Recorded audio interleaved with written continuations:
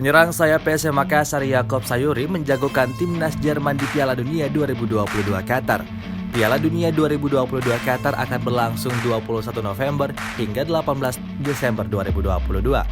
Meski tidak memiliki pemain bintang seperti Brazil yang memiliki Neymar serta Portugal yang mempunyai Cristiano Ronaldo, Jerman merupakan negara dengan jumlah trofi Piala Dunia terbanyak kedua setelah Brazil.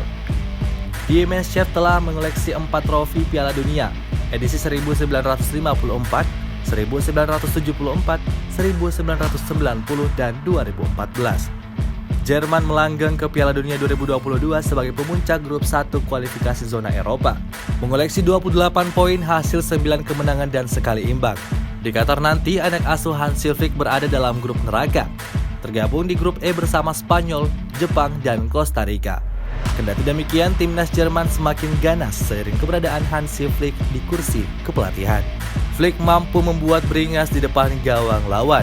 Dari 6 laga awal pada kualifikasi Piala Dunia 2022, Jerman membuat 27 gol.